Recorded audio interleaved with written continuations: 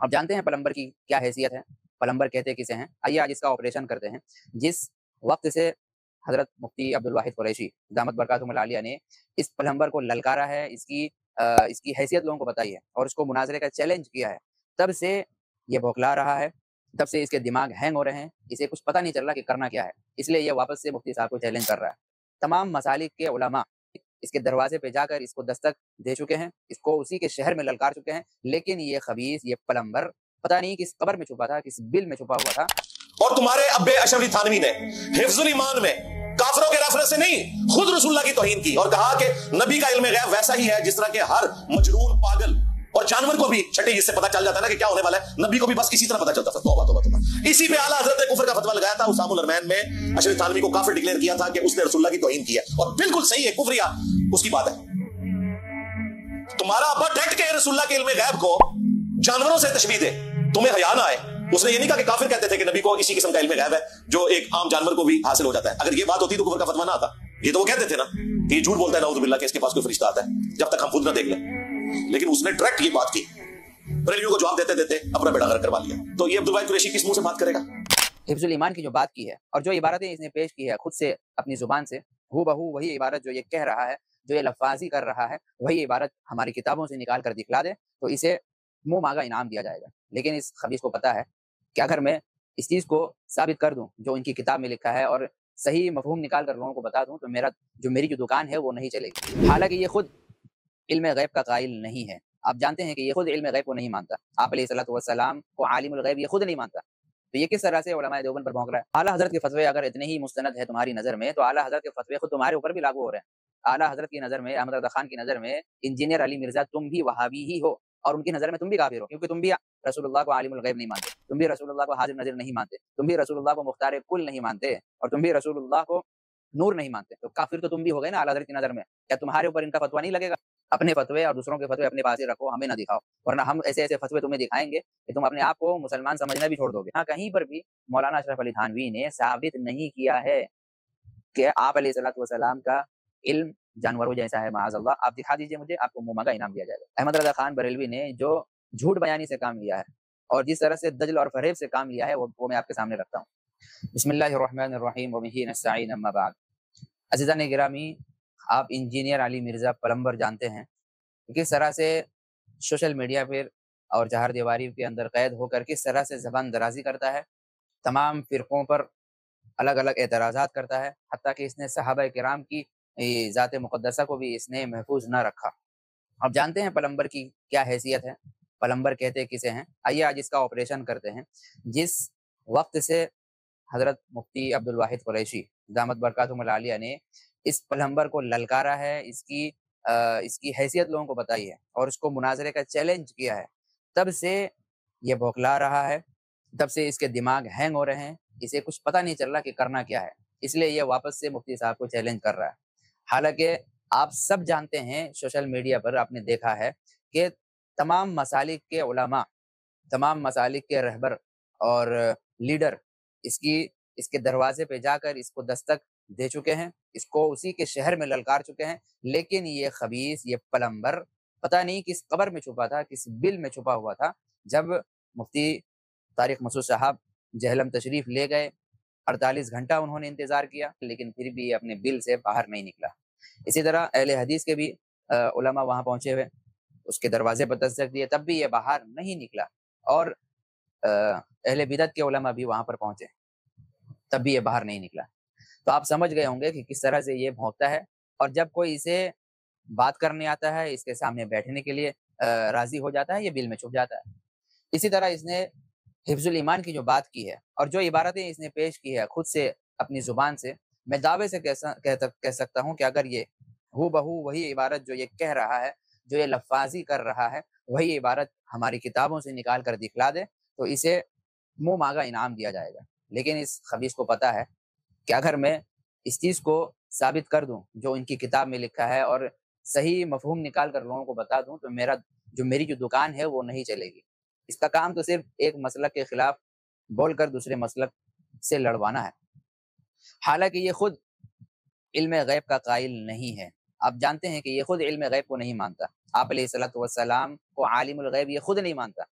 تو یہ کس طرح سے علماء دیوبند پر بھونک رہا ہے؟ اور ہمارا بھی عقیدہ یہ ہے کہ ہم آپ علیہ السلام کو عالم الغیب نہیں مانتے اور کلی علم غیب کے ہم قائل نہیں ہیں، اور اس کا بھی یہی عقیدہ ہے، اس کا بھی موقف یہی ہے، لیکن اس کو دشمنی ہے دیوبندیوں سے، اسی وجہ سے وہ حق بیانی سے کام نہیں لے رہا ہے بلکہ جھوٹ بول رہا ہے اور ہمارے اوپر گستاخی کے الزامات لگانے میں آگے بڑھ رہا ہے۔ آئیے دیکھتے ہیں جو باتیں اس نے کہی ہیں کیا وہی چیز حفظ الایمان کے اندر موجود ہے یا نہیں۔ اعلیٰ حضرت کے فتوے اگر اتنے ہی مستند ہے تمہاری نظر میں تو اعلیٰ حضرت کے فتوے خود تمہارے اوپر بھی لاگو ہو رہے ہیں۔ اعلیٰ حضرت کی نظر میں، احمد رضا خان کی نظر میں، انجینئر علی مرزا تم بھی وہابی ہی ہو، اور ان کی نظر میں تم بھی کافر ہو، کیونکہ تم بھی رسول اللہ کو عالم الغیب نہیں مانتے، تم بھی رسول اللہ کو حاضر نظر نہیں مانتے، تم بھی رسول اللہ کو مختار کل نہیں مانتے، اور تم بھی رسول اللہ کو نور نہیں مانتے، تو کافر تو تم بھی ہو گئے نا اعلیٰ حضرت کی نظر میں۔ کیا تمہارے اوپر ان کا فتویٰ نہیں لگے گا؟ اگر ہمارے لیے اعلیٰ حضرت کا فتویٰ حجت ہے تمہاری نظر میں تو ہماری نظر میں تمہارے لیے بھی اعلیٰ حضرت کا فتویٰ حجت بن جائے گا۔ تمہیں اس بات کو سمجھ لینا چاہیے کہ ان چیزوں کو ہائی لائٹ کرنے سے کچھ حاصل نہیں ہوگا، بلکہ تمہاری جو جتنی گستاخیاں ہیں، اس طرح سے تم نے حضرت امیر معاویہ کی گستاخیاں کی ہیں، ایک صحابی رسول کو تم نے نہیں بخشا، تو تم سمجھ لو تم کیا آئٹم بم ہو، تم کیا چیز ہو۔ اس لیے اپنے فتوے اور دوسروں کے فتوے اپنے پاس ہی رکھو، ہمیں نہ دکھاؤ، ورنہ ہم ایسے ایسے فتوے تمہیں دکھائیں گے کہ تم اپنے آپ کو مسلمان سمجھنا بھی چھوڑ دو گے۔ پیغمبر کہہ رہا ہے کہ رسول اللہ کے علم غیب کو جانور سے تشبیہ دی گئی ہے، معاذ اللہ۔ یعنی حفظ الایمان کے اندر مولانا اشرف علی تھانوی حکیم الامت نے رسول اللہ کے علم غیب کو جانور سے تشبیہ دی ہے، ایسا اس کا دعویٰ ہے۔ صرف اس کا ہی نہیں بلکہ اہل بدعت کا بھی یہی دعویٰ ہے کہ رسول اللہ کے علم کو جانوروں سے تشبیہ دی گئی ہے، حالانکہ ایسا نہیں ہے۔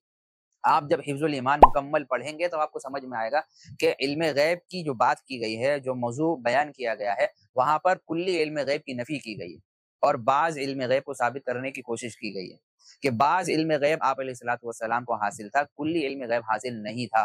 اگر کلی علم غیب حاصل ہوتا تو پھر اللہ کے علم میں اور نبی کے علم میں فرق کیا ہے؟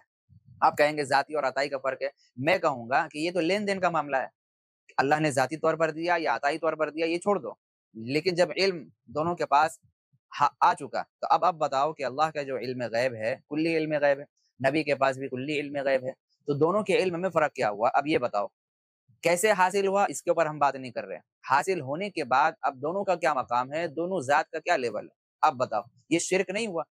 اور اگر آپ یہ کہو گے نہیں دونوں برابر سرابر ہے تو یہ شرک ہے، کھلا شرک نہیں بلکہ کفر ہے۔ اور اگر آپ کہو گے نہیں کہ نبی کا مقام اللہ سے نیچے ہے تو پھر یہ کلی علم غیب کیسے ہو؟ تو پھر جزوی بن گیا نا، بعض علم غیب ہوا وہ، تو تم اپنے ہی دعوے میں پھنسو گے پھر۔ تو یہ گول مول بات نہیں چلے گی، دو ٹوک بات کرو، کلی علم غیب ہے تو اللہ کے برابر ہے، جزوی علم غیب ہے، بعضی علم غیب ہے، تو یہ آپ علیہ الصلوۃ والسلام کو حاصل ہے، اور اس کا عقیدہ ہم علماء حق بھی رکھتے ہیں۔ جب آپ حفظ الایمان پڑھیں گے تو اس میں پتہ چلے گا کہ وہاں پر سوال قائم کیا گیا ہے، سوال، پہلے علم غیب کی بحث چھیڑی گئی ہے اور ثابت کرتے کرتے وہاں سوال قائم کیا گیا، وہ بھی زید کا نام لے کر، کہ بقول زید، میں آپ کو پڑھ کر سناؤں گا کہ زید کے نام پر ایک سوال قائم کیا گیا اور اس کے نیچے دو آپشن رکھے گئے ہیں، دو آپشن۔ آپ دیکھیے کہ حفظ الایمان کے اندر کیا عبارتیں لکھی گئی ہیں۔ عزیزان گرامی، اسکرین پر کتاب ملاحظہ فرمائیے، حفظ الایمان کی عبارتیں میں نے آپ کے سامنے لگا دی ہیں۔ دیکھیے حفظ الایمان کے اندر کیا کچھ لکھا گیا ہے۔ صفحہ نمبر 14 کے اندر لکھا گیا ہے جواب سوال سوم، یعنی تیسرے سوال کا جواب۔ یہاں پر علم غیب کی بحث کو چھیڑی گئی ہے اور اس عنوان پر بات کی گئی ہے۔ لکھا ہے مطلق علم غیب سے مراد اطلاقات شرعیہ میں وہی غیب ہے جس پر کوئی دلیل قائم نہ ہو اور اس کے ادراک کے لیے کوئی واسطہ اور سبیل نہ ہو، اسی بنا پر لا یعلم من فی السماوات والارض الغیب الا اللہ اور ولو کنت اعلم الغیب وغیرہ فرمایا گیا، اور جو علم بواسطہ ہو اس پر غیب کا اطلاق محتاج قرینہ ہے، تو بلا قرینہ مخلوق پر علم غیب کا اطلاق موہم شرک ہونے کی وجہ سے ممنوع و ناجائز ہوگا۔ تو یہ پوری بحث علم غیب کی چھیڑی گئی ہے اور پھر زید کا سوال قائم کیا گیا ہے، یعنی اہل بدعت سے سوال کیا جا رہا ہے کہ آپ بتائیے کہ آپ علیہ الصلوۃ والسلام کے پاس کون سا غیب تھا، کل علم غیب تھا یا پھر بعض علم غیب تھا؟ تو یہ سوال دیکھیے، پھر یہ کہ آپ کی ذات مقدسہ پر علم غیب کا حکم کیا جانا اگر بقول زید صحیح ہو، اگر یہاں سوال کیا گیا اگر بقول زید صحیح ہو تو دریافت طلب یہ امر ہے، دریافت طلب یہ امر ہے، یعنی پوچھا جا رہا ہے کہ اس غیب سے مراد بعض غیب ہے یا کل غیب، بعض غیب ہے یا کل غیب، یہ سوال ہے، ٹھیک ہے۔ اور آپشن دیا گیا اس کے آگے، اگر بعض علوم غیبیہ مراد ہیں تو اس میں حضور صلی اللہ علیہ وسلم کی ہی کیا تخصیص ہے؟ تو یہ دو آپشن جو دیے گئے ہیں، اگر اہل بدعت کہتے ہیں کہ آپ علیہ الصلوۃ والسلام کو بعض علم غیب تھا، تو پھر ہم ان سے سوال کریں گے کہ اگر بعض علم غیب تھا تو اس میں آپ علیہ الصلوۃ والسلام کی کیا تخصیص ہے؟ یعنی بعض علم غیب کسے کہتے ہیں کہ ایک چیز کا جاننا دوسری چیز کا نہ جاننا، ایک چیز معلوم ہو دوسری چیز نہ معلوم ہو، ایک حکم معلوم ہو دوسرا حکم نہ معلوم ہو، یہ اسے کہتے ہیں بعض علم غیب۔ کچھ معلوم ہے کچھ معلوم نہیں ہے، ٹھیک ہے۔ اور کل علم غیب کہتے ہیں کہ ہر چیز کا معلوم ہونا۔ تو ہم ان سے سوال کریں گے بھائی آپ یہ بتائیے کہ بعض علم غیب مراد ہے یا کل علم غیب مراد ہے؟ اور اگر اہل بدعت کہتے ہیں کہ بعض علم غیب مراد ہے، تب ہمارا سوال یہ ہوگا کہ اس میں آپ کی کیا تخصیص ہے؟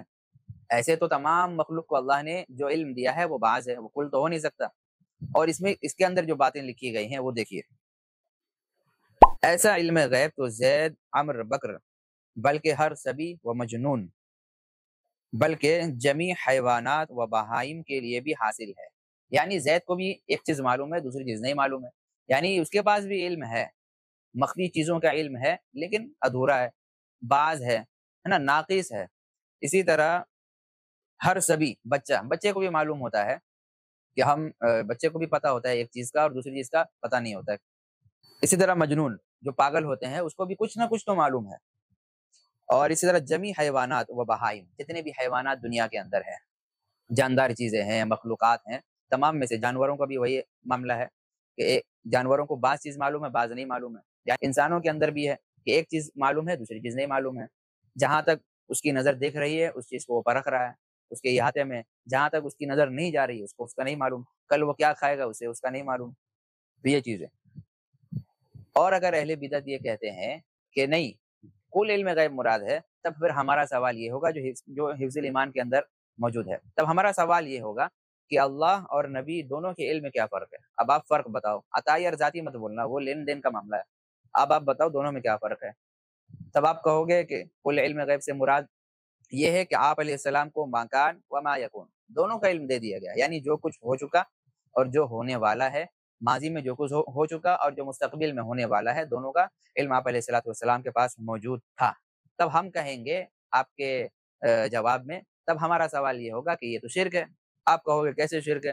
ہم کہیں گے بھائی اس قسم کا علم تو اللہ کے پاس موجود ہے، کل علم غیب تو اللہ کو معلوم ہے، تو یہ دونوں برابر ہو گئے، اللہ کی ذات اور آپ علیہ السلام کی ذات، اللہ کا علم آپ علیہ السلام کا علم دونوں برابر سرابر ہو گیا، اس وجہ سے شرک ہے، اور اسی کو قرآن کریم کے اندر بیان کیا گیا ہے۔ آگے کہا کیونکہ ہر شخص کو کسی نہ کسی ایسی بات کا علم ہوتا ہے جو دوسرے شخص سے مخفی ہوتا ہے، تو چاہیے کہ سب کو عالم الغیب کہا جاوے۔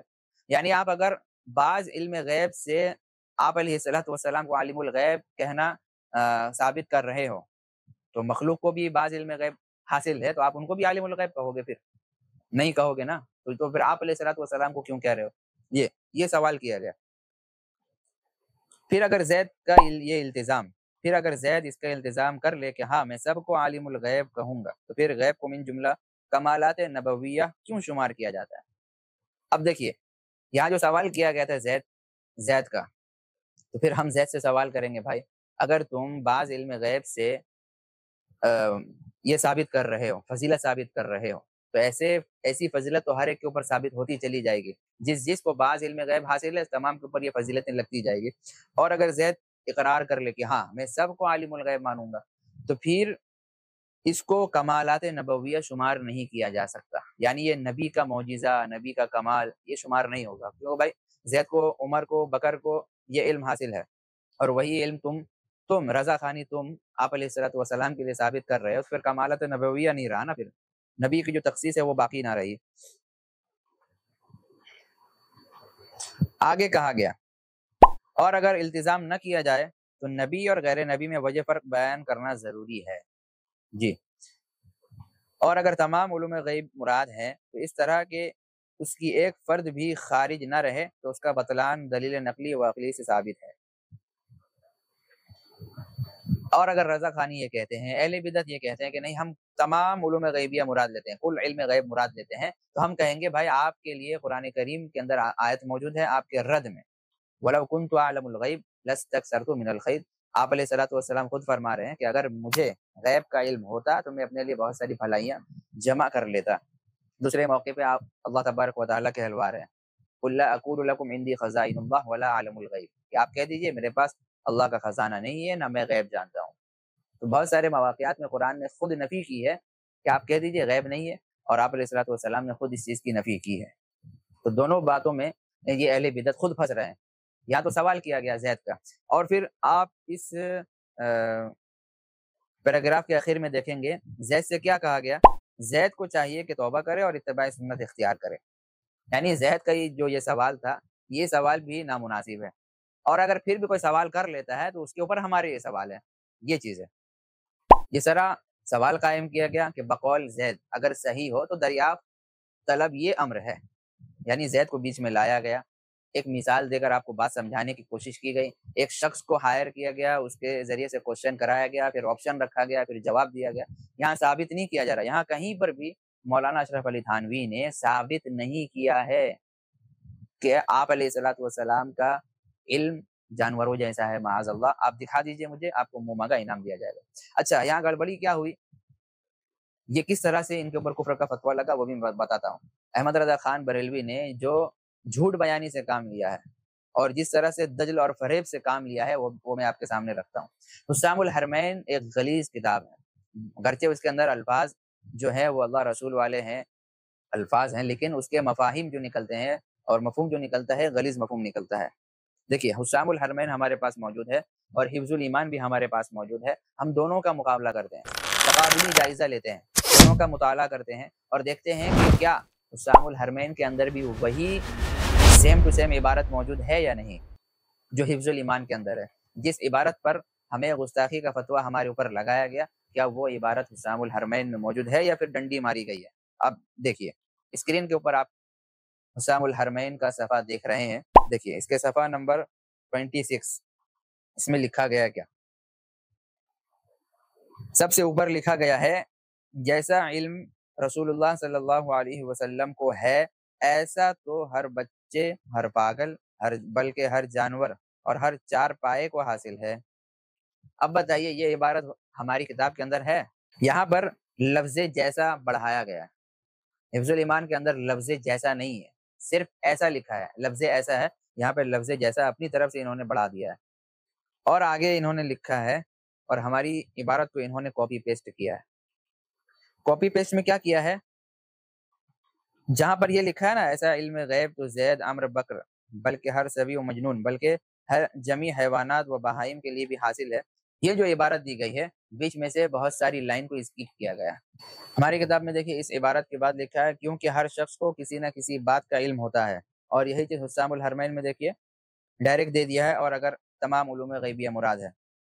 ہماری کتاب کے اندر یہی عبارت تمام علوم غیبیہ والی کتنی لائنوں کے بعد ہے؟ 1 2 3 4 5 6، یعنی 6 لائن کا فرق ہے، 6 لائن بیچ میں سے اسکپ کر دیا گیا حسام الحرمین کے اندر، یعنی اوپر کی عبارت لی گئی اور لاسٹ والی عبارت لی گئی، بیچ کی عبارتوں کو محذوف کر دیا گیا، ہٹا دیا گیا، اسکپ کر دیا گیا۔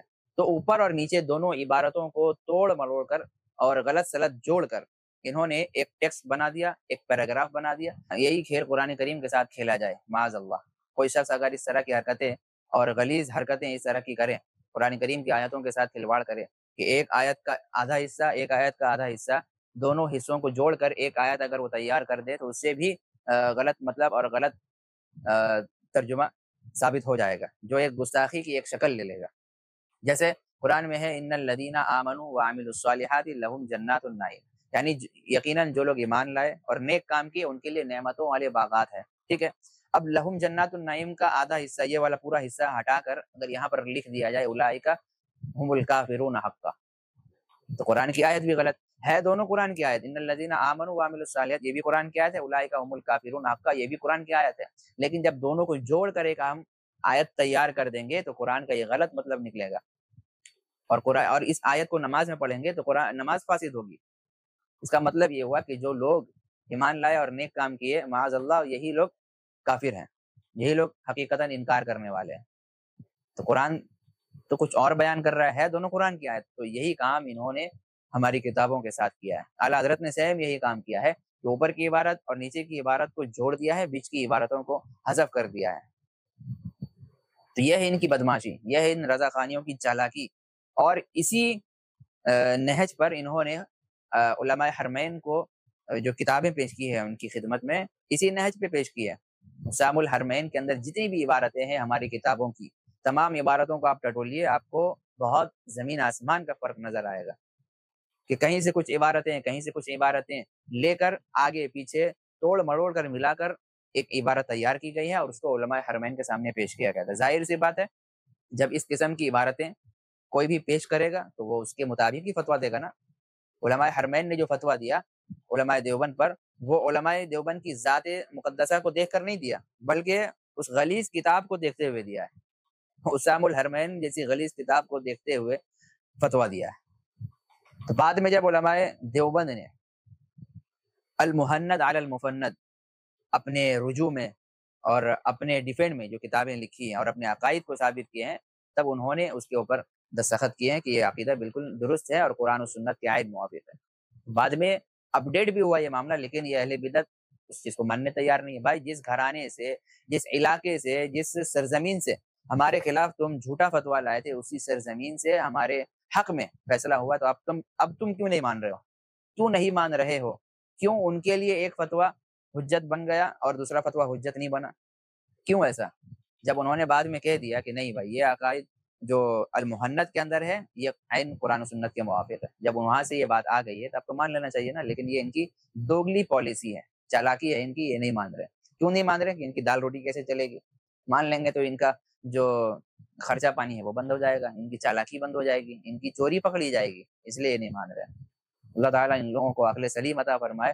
دوسری غلطی یہ ہے ان کی کہ حسام الحرمین کے اندر کیا لکھا ہے، اس فرقہ وہابیہ شیطانیہ کے بڑوں میں ایک اور شخص اسی گنگوہی کا دم چھلا ہے جسے اشرف علی تھانوی کہتے ہیں۔ اس نے ایک چھوٹا سا رسالہ تصنیف کیا ہے، غالباً 4 ورقہ، اس میں اس نے تصریح کی ہے علم غیب کی باتوں کا۔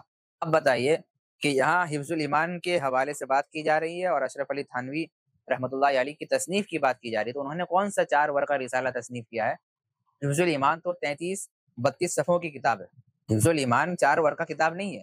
اس سے پتہ چلتا ہے کہ انہوں نے ہماری اوریجنل کتاب کا مطالعہ کیا ہی نہیں ہے، اس کو اپنی آنکھوں سے دیکھا تک نہیں ہے، بلکہ جس نے جو بھی تصنیف کر دی حفظ الایمان کی عبارتوں کے نام سے 4 ورقہ رسالہ، 2 ورقہ رسالہ، پوسٹر، اشتہارات، جو کچھ جس نے جو بھی تصنیف کی ہے اسی پہ انہوں نے آنکھ بند کر لیا۔ ان کو چاہیے کہ اوریجنل کتاب کی طرف رجوع کرتے اور اس کو پڑھتے، اوپر سے نیچے تک پورا پڑھتے کہ زید کا کس طرح سے سوال اس میں نقل کیا گیا اور کس طرح سے آپشن دیے گئے، کس طرح سے سوال کے سوال جو ہے وہاں پر قائم کیے گئے، اگر یہ سوال ہے تو یہ جواب ہے، اگر آپ کا یہ جواب ہے تو ہمارا یہ سوال ہے۔ پھر زید کو آخر میں یہ تاکید کی گئی کہ اس کو توبہ کرنا چاہیے ان تمام تر باتوں سے، یعنی یہ باتیں بھی جو ہے اس قسم کی باتیں بھی مناسب نہیں ہے کرنا، لیکن پھر بھی کوئی کرتا ہے تو ہمارے جو ہے عقائد ہیں۔ تو ثابت کرنا الگ چیز ہے اور کسی کی بات کو سمجھانا، کاپی پیسٹ کرنا، نقل کرنا، سوال قائم کرنا یہ الگ چیز ہے۔ اللہ تعالیٰ ان لوگوں کو عقل سلیم عطا فرمائے۔ امید ہے کہ آپ کو یہ تمام باتیں سمجھ میں آئی ہوں گی، تو آپ بھی اپنے متعلقین میں جو بھی اس ذہنیت کے حامل ہیں ان تک یہ باتیں پہنچائیے تاکہ ان کے ذہن و دماغ بالکل صاف ستھرا ہو جائے۔ اللہ تعالیٰ ان کو بھی ہدایت دے۔ وما علینا الا البلاغ۔